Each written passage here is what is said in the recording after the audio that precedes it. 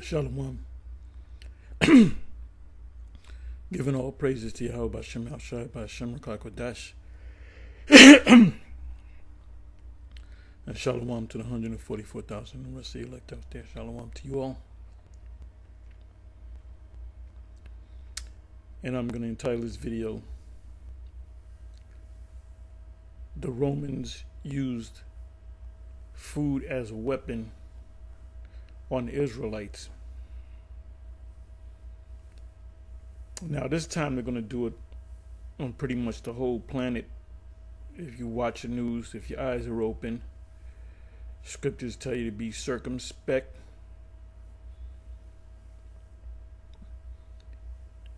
This is happening right now. This has happened in the past.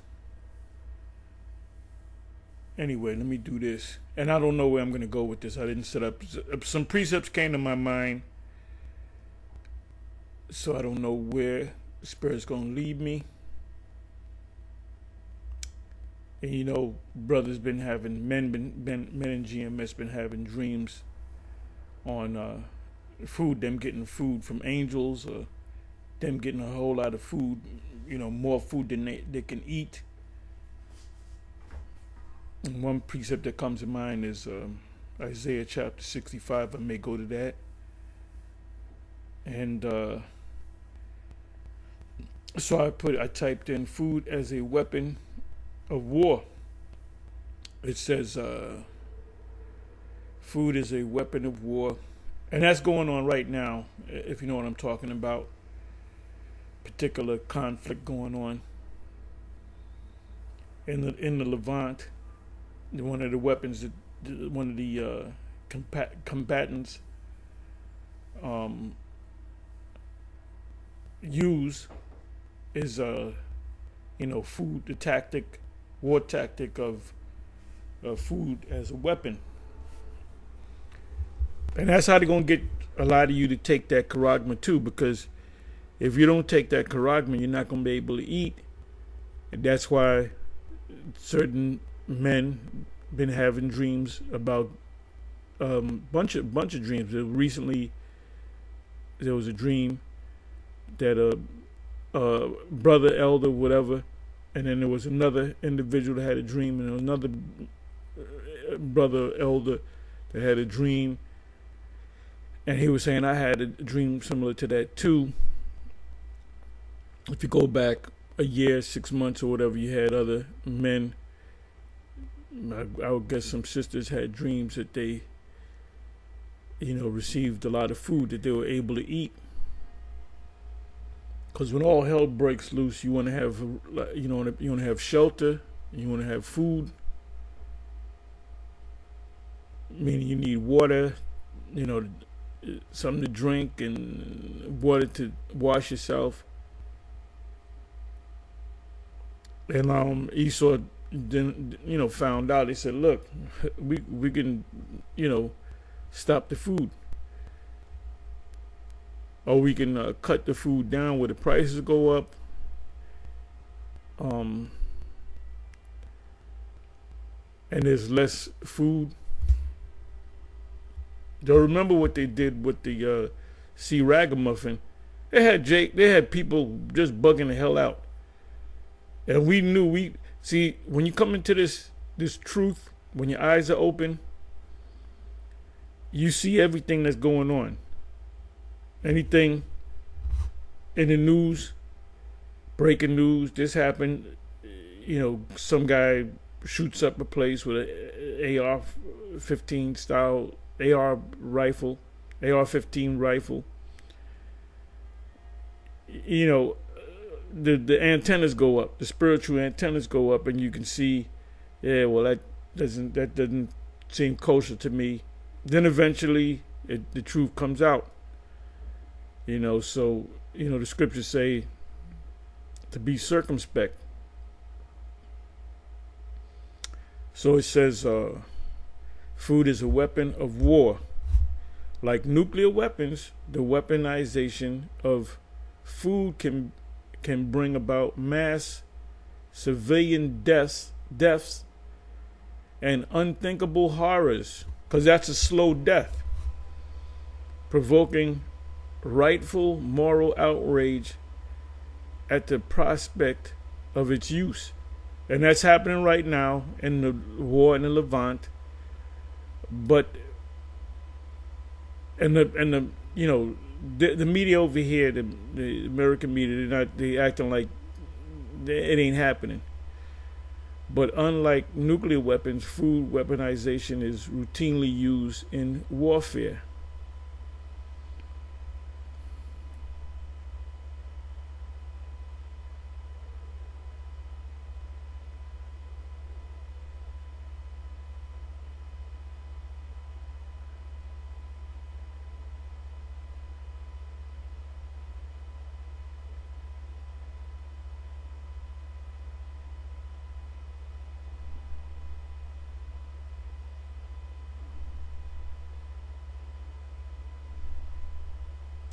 You know what I'm gonna do? Let me change this up.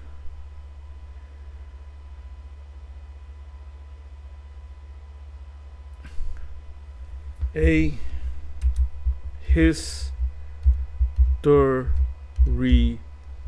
of food as a weapon of war. I guess that's a book, a PDF file.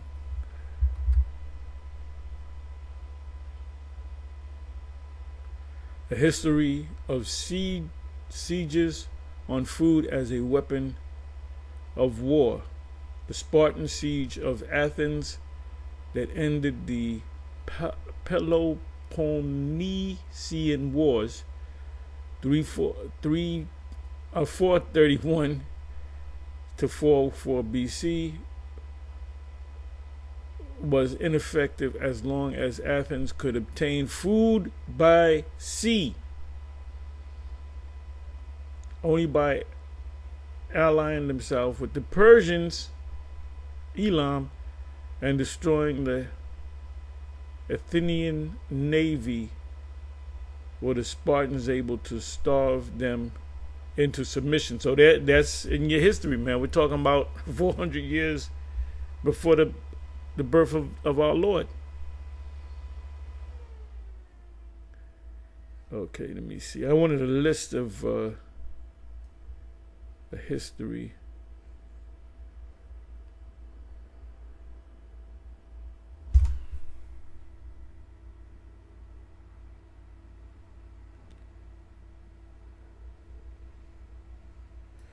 Okay, so this is WW2.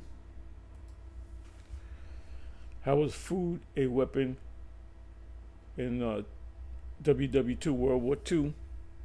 Situations that make it painful or scarce often instigates major events in history. During World War II, food was considered a weapon. It would be used to feed soldiers and families, to strengthen our resolve, and it could be withheld from enemy forces to weaken their abilities.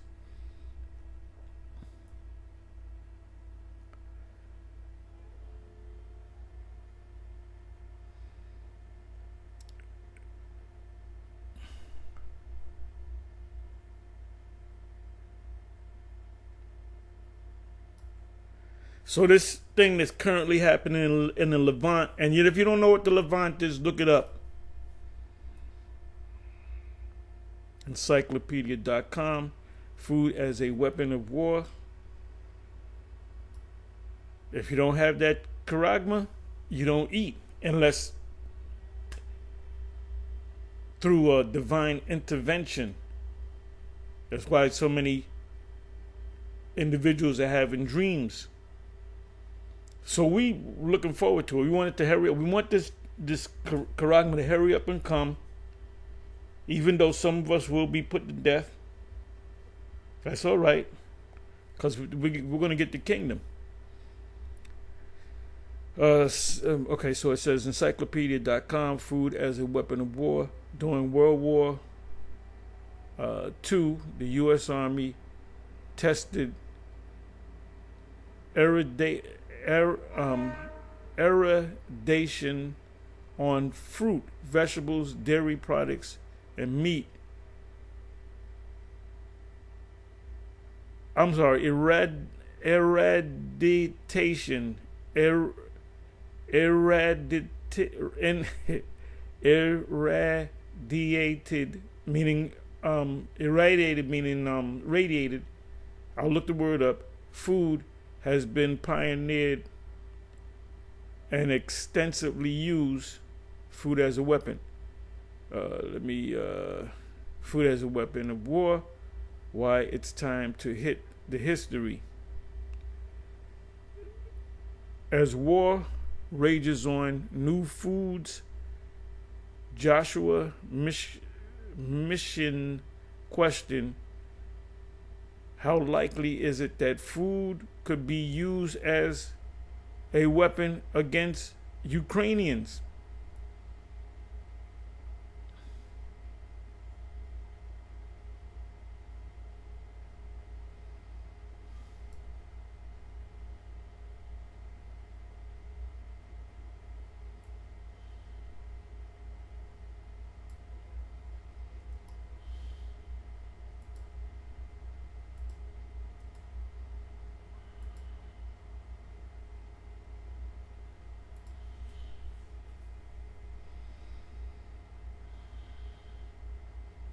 Irradiated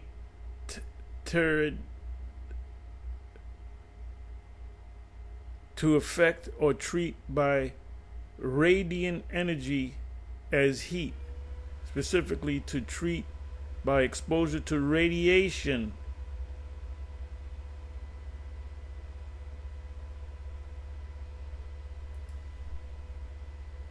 You got these GMO foods, genetically modified organisms, and you can't get away from it. You got GMOs in your system. mRNA in your system. They couldn't get all the people with the jump shot, so they're putting it in the food now.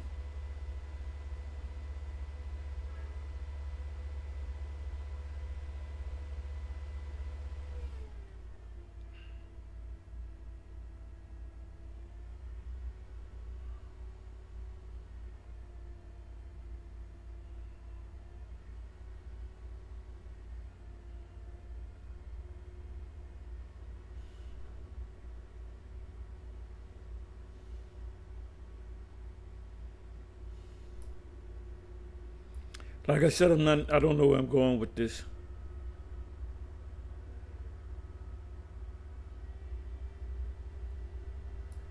The day the UN barred using hunger and starvation as, this is of May 24, 2022. The day the UN barred using hunger and starvation as weapons of war, 4 years after the Security Council passed the landmark resolution. And how much power does the UN have?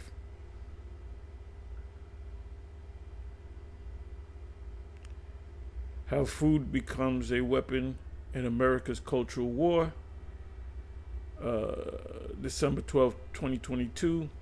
For as long as there has been human conflict, food has been used as a weapon. The Romans starved Carthage. The Germans starved Leningrad.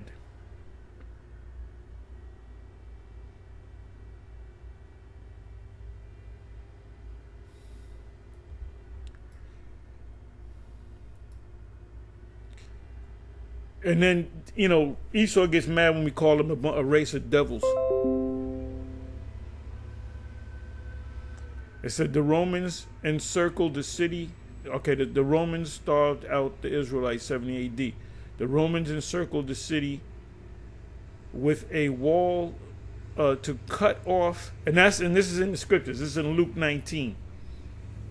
To cut off supplies to the city completely and thereby drive the Jews to starvation, the Israelites to starvation by August 70 AD. Because remember, this was during the time of the Passover. So you had Israelites coming in outside of Jerusalem.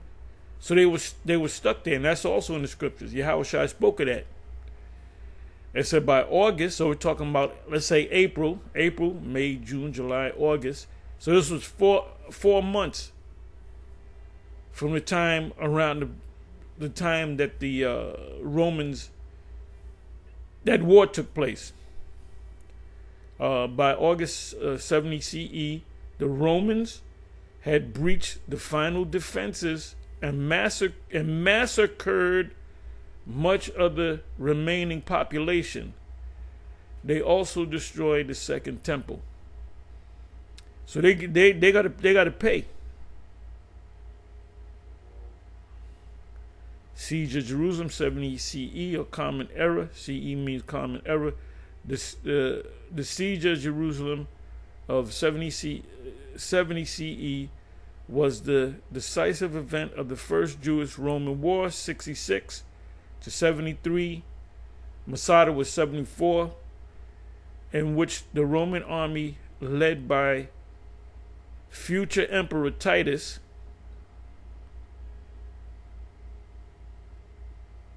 right? You got Tiberius Julius Alexander.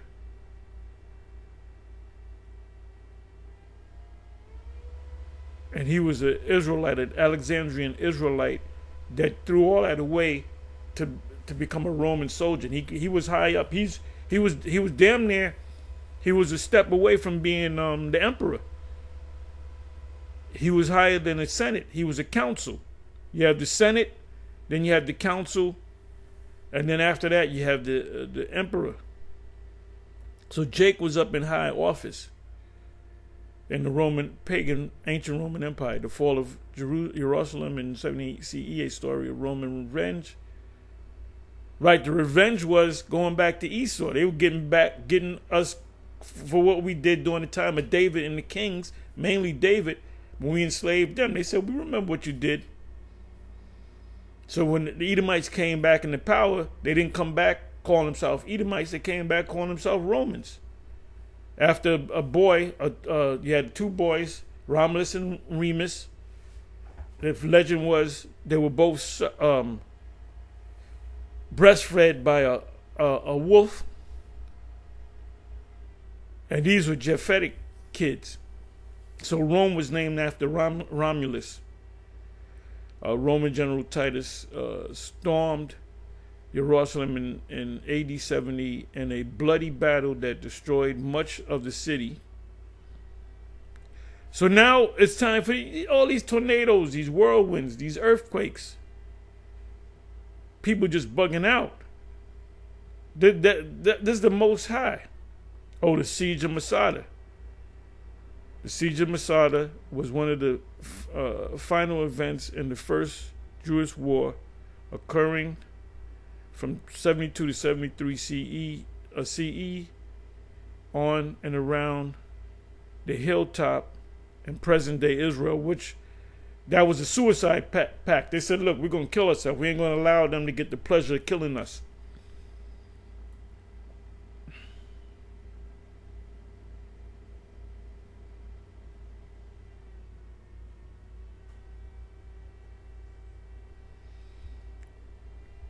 Okay, so I said I was going to give you a couple of precepts, right?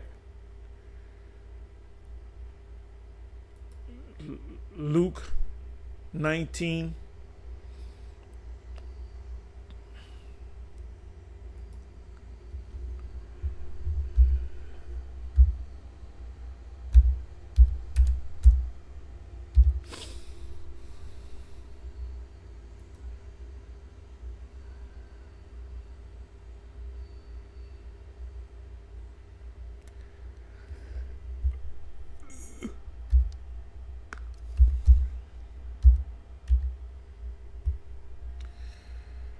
Okay, let me see.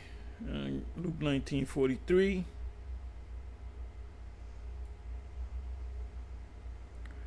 And this is the dragon spoken about in Revelation 20, Revelation chapter 12. The tail took down a third part of the stars, three of the stars, which is Judah, Benjamin, and Levi.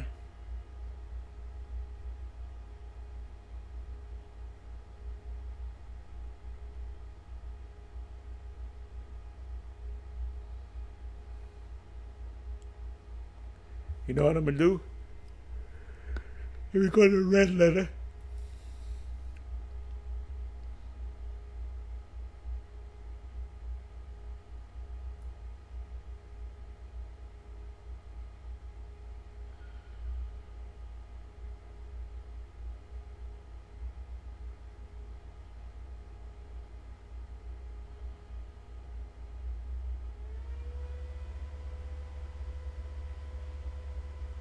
Start from the 42nd verse.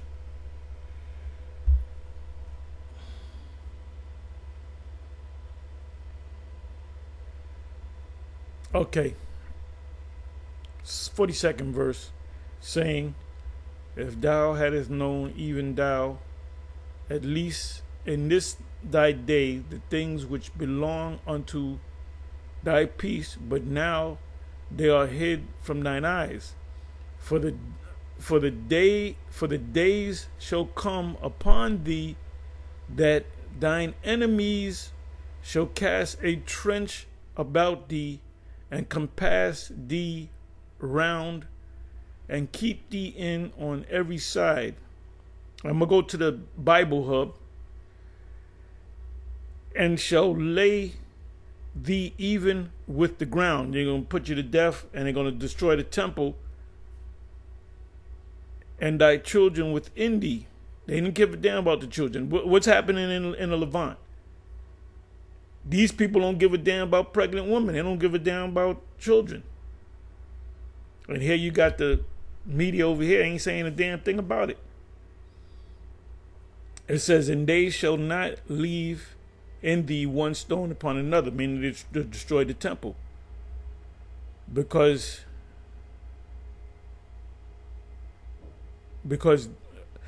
thou knowest not the time of thy visitation, meaning the Romans going to visit you. So Yahushua is telling them that, 40 years before it happened. 40 some odd years.